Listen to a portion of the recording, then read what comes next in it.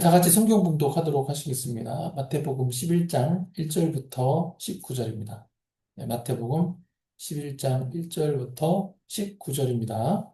다 같이 합독하시겠습니다. 예수께서 12제자에게 명하시기를 마치시고 이에 그들의 여러 동네에서 가르치시며 전도하시려고 거기를 떠나 가시니라. 요한이 옥에서 그리스도께서 하신 일을 듣고 제자들을 보내어 예수께 여짜오되 오실 그이가 당신 이오니이까 우리가 다른 일을 기다리오리이까. 예수께서 대답하여 이르시되 너희가 가서 듣고 보는 것을 요한에게 알리되 맹인이 보며 못 걷는 사람이 걸으며 나병 환자가 깨끗함을 받으며 못 듣는 자가 들으며 죽은 자가 살아나며 가난한 자에게 복음이 전파된다 하라. 누구든지 나로 말미암아 실족하지 아니하는 자는 복이 있도다 하시니라. 그들이 떠나며 예수께서 무리에게 요한에 대하여 말씀하시되 너희가 무엇을 보려고 광야에 나갔더냐? 바람에 흔들리는 갈대냐? 그러면 너희가 무엇을 보려고 나갔더냐? 부드러운 옷 입은 사람이냐? 부드러운 옷을 입은 사람들은 왕국에 있느니라. 그러면 너희가 어찌하여 나갔더냐? 선지자를 보기 위함이었더냐? 옳다. 내가 너희에게 이르노니 선지자보다 더 나은 자니라. 기록된 바 보라 내가 내 사자를 내 앞에 보내노니 그가 내 길을 내 앞에 준비하리라 하신 것이 이 사람에 대한 말씀이니라. 내가 진실로 너희에게 말하노니 여자가 낳은 자 중에 세례 요한보다 큰 이가 일어남이 없도다. 그러나 천국에서는 극히 작은 자라도 그보다 크니라. 세례 요한의 때부터 지금까지 천국은 침노를 당하나니 침노하는 자는 빼앗느니라. 모든 선지자와 율법이 예언한 것은 요한까지니 만일 너희가 즐겨 받을진대 오리라 한 엘리야가 곧 이 사람이니라. 귀 있는 자는 들을지어다. 이 세대를 무엇으로 비유할까? 비유하건대 아이들이 장터에 앉아 제 동물을 불러 이르되 너희가 너희를 향하여 피리를 불어도 너희가 춤추지 않고 우리가 숲이 울어도 너희가 가슴을 치지 아니하였다 함과 같도다. 요한이 와서 먹지도 않고 마시지도 아니하며 그들이 말하기를 귀신이 들렸다 하더니 인자는 와서 먹고 마시매 말하기를 보라 먹기를 탐하고 포도주를 즐기는 사람이요 세례와 죄인의 친구로다 하니 지혜는 그 행할 일로 인하여 옳다함을 얻느니라. 아멘. 예, 네, 설교 말씀 하겠습니다. 오늘 설교 제목은 의심 속에서도 드러나는 하나님의 나라입니다. 예, 의심 속에서도 드러나는 하나님의 나라. 제목이 의미심장하죠? 예. 오늘 본문은 세례 요한의 질문과 예수님의 대답, 그리고 2000년 전에 예수님이 현현하셨던, 그러니까 나타나셨던 세대에 대한 예수님의 평가를 담고 있습니다. 신앙을 지키며 충성된 삶을 산 요한조차 옥에 갇힌 상황 속에서 의문과 흔들림을 가졌다는 사실은 우리 역시 현실 속 고난과 시험 속에서 우리의 믿음 또한 흔들릴 수 있음을 보여줍니다. 그러나 오늘 읽은 성경 본문에 따르면 예수님은 바로 그 의심의 자리에서 하나님의 나라가 어떻게 드러났는지를 밝히십니다. 첫 번째 소주제입니다. 첫 번째 소주제는 의심하는 요한과 응답하시는 예수님입니다. 예수님은 전도하시기 위해서 여러 동네를 방문하셨습니다. 한번 같이 읽어보겠습니다. 예수께서 12제자에게 명하기를 마치시고 이에 그들의 여러 동네에서 가르치시며 전도하시려고 거기를 떠나 가시니라. 이 마태복음 5장에서 7장 산상수훈 말씀하신 이후로 예수님이 당신의 신성을 드러내시는 사역을 하시자 예수님은 아주 짧은 시간 안에, 그러니까 삽시간에 유명인이 되셨습니다. 그러한 예수님에 대한 소식을 이제 요한도 듣게 되었습니다. 여기서 언급된 요한은 예수님의 제자 요한이 아니고 예수님에게 세례를 주었던 선지자 세례 요한이었습니다. 근데 이 소식을 들었을 때 세례 요한은 공교롭게도 옥에 갇혀 있었습니다. 예, 감옥에 있었던 것이죠. 이때 2000년 전에 이스라엘에서 감옥은 오늘날의 교도소와 같은 어떤 범죄자들을 장기적으로 투옥시키는 형태가 아니고 주로 재판 전에 억류되거나 처벌을 기다리는 어떤 좀 임시적인 장소였습니다. 그러니까 어떤 루트로 그 소식을 들었는지는 성경이 분명하게 언급하고 있지는 않지만 이 옥에 갇혀 있는 상황이었음에도 불구하고 세례 요한은 예수님의 사역에 대한 소식을 듣게 됩니다. 그런데 이때 세례 요한이 세례 요한답지 않은 의외의 질문을 합니다. 마태복음 11장 3절 한번 같이 읽어보겠습니다. 예수께 여짜오되 오실 그이가 당신이오니까 우리가 다른 일을 기다리오리이까. 그죠? 제가 왜 여기서 의외의 질문이라는 표현을 썼을까요?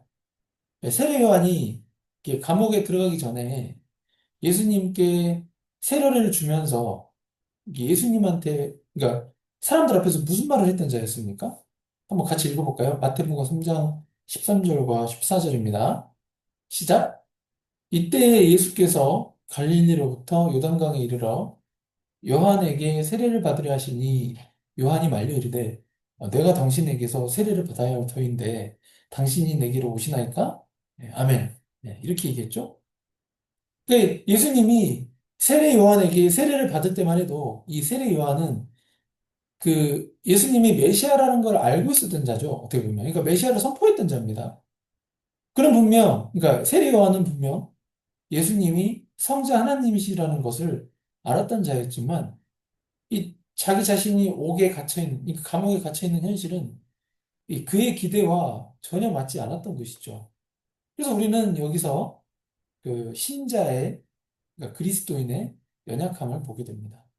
한때는 예수님께 세례를 줄 정도였고, 심지어 바리새인한테는 독사의 새끼라고 이렇게, 이 쉽잖아요. 뱀의 새끼, 독사의 새끼라고 이렇게 공개적으로 얘기하잖아요. 이렇게 얘기하면서 참된 회개를 강력하게 촉구하였던 이 어떻게 보면 믿음의 영웅이죠. 이 믿음의 영웅도 이와 같이 자신의 처지, 예, 감옥에 갇힌 어떤 상황에 따라서 어, 개인적인 믿음이 흔들릴 수 있다는 것을 보여주는 사례입니다. 한편으로는 어떻게 저럴 수 있어? 그렇게 생각할 수 있는데 한편으로는 위안이 되기도 해요. 왜냐면 우리가 신앙생활 하다가 아직 뭐 저도 이제 감옥에 가본 적은 없으니까 아무튼 신앙생활 하다가 예상치 못한 인생의 어려움을 만났을 때 우리의 믿음이 이렇게 흔들리게 되는 상황이 오게 되면은 좌절하고 낙심하기보다는 이렇게 세례 요한도 감옥에 갇히는 고난을 겪게 되었을 때 그의 믿음 또한 세례 요한마저도 믿음 또한 약해진 것을 고려할 수 있고요. 또 사람은 하나님이 아닌 연약한 피조물에 불과하다는 깨달음을 주기 때문입니다. 그죠? 세례 요한도 그냥 피조물일 뿐이죠. 그러나 세례 요한이 감옥에 투옥되어서 예수님에 대한 믿음이 흔들려서 믿음 없는 어떤 의심이야 말이죠. 의심에 가득한 그 의심을 기반으로 한 하여튼 믿음 없는 질문을 했을지라도 예수님은 은혜로운 답변으로 요한의 제자들에게 그 요한의 제자들을 통해서 이렇게 요한에게 말씀하십니다. 마태복음 11장 4절에서 6절인데요. 한번 같이 읽어보겠습니다. 예수께서 대답하여 이르시되 너희가 가서 듣고 보는 것을 요한에게 알리되 맹인이 보며 못 걷는 사람이 걸으며 나병한 자가 깨끗함을 받으며 못 듣는 자가 들으며 죽은 자가 살아나며 가난한 자에게 복음이 전파된다 하라. 누구든지 나로 말미암아 실족하지 아니하는 자는 복이 있도다 하시니라. 아멘. 네. 그러니까 참 실족하지 아니하는 자. 예. 예, 요한에게 하시는 말씀이죠. 실족하지 말라는 거죠. 예.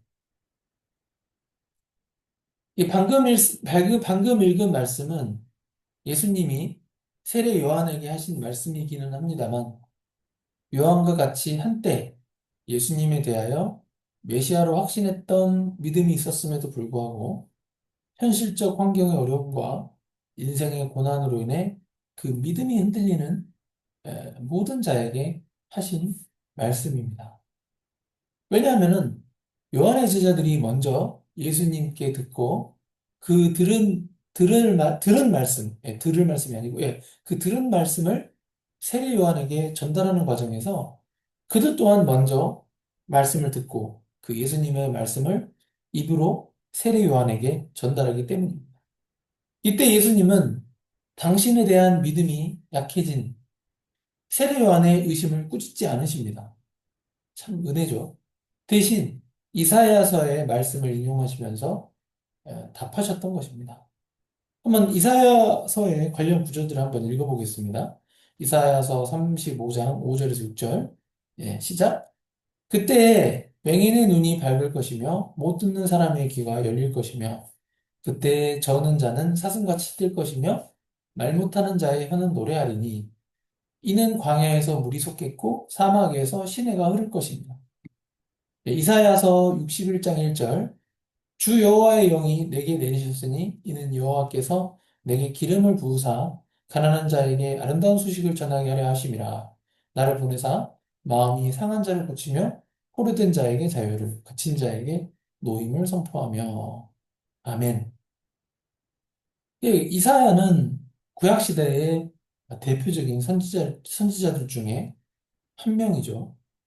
그가 예언했던 말씀을 예수님은 뭐 문자 그대로 똑같이 표현하진 않으셨지만 어찌됐건 마태복음 11장 5절에서 그 이사야서에 나온 말씀들을 그대로 요약하시면서 이렇게 말씀하신 것이죠. 그러면서 예수님은 당신이 구약의 선지자들이 예언했던 그 구약에서 약속된 메시아이심을 당신의 행하신 일들로 증거하셨습니다. 그래서 아무래도 세례 요한 입장에서는 예수님이 메시아이시라면 포로된 자에게 자유를, 갇힌 자에게 노임을 선포하셔야 되는데, 정작 세례 요한은 지금 감옥에 갇힌 신세가 되고, 지금 자유를 얻지 못하고 있잖아요. 인생의 큰 위기 가운데 처하게 되었기 때문에 예수님을 의심할 수밖에 없었던 거죠. 예수님이, 예수님에 대해서 이제 의심이 들었던 것 같습니다. 그러나 이는 이사야 61절, 1장 1절을 너무 문자적으로 해석하였기 때문이라고 생각합니다. 그러니까 세례 요한이 너무 문자적으로 이사야 61장 1절을 해석했을 수도 있죠. 이 말씀에서 포로된 자와 갇힌 자를 해석할 때 이거를 그냥 문자적으로 감옥이나 뭐 다른 나라의 식민 지배를 받는 것과 같은 어떤 물리적으로 갇힌 이런 포로된 거, 갇힌 상황으로 국한해서는 안 됩니다. 그러니까 이 공중권세 잡은 마귀 사탄의 이 포로된 자, 그러니까 마귀 사탄의 포로된 자 또는 마귀 사탄의 갇힌 자들이 육체가 죽어서 지옥이잖아요. 지옥도 감옥이지 않습니까? 영원히 불타는. 그러니까 지옥에 갈 수밖에 없는 절망적인 상황이지만 이 메시아이신 예수 그리스도를 믿게 되면은 마귀 사탄으로부터 자유하고 노임받아서 천국에서 영원한 생명, 영원한 자유를 누리게 되지 않습니까? 그래서 예수님은 누구든지 나로 말미암아 실족하지 아니하는 자는 복이 있도다라고 말씀하심으로써 세례 요한에게 믿음 안에서 실족하지 말라고 촉구하신 것입니다. 우리도 인생을 살다 보면은 세례 요한과 같이 인생의 어려움과 고난을 겪게 될 때 우리의 믿음이 때로 약해질 수 있지만 결국 예수 그리스도로 말미암아 이 실족하지 아니하는 자가 되어야 하는 것입니다. 그래야만 하나님이 주시는 영생의 복이 있기 때문입니다.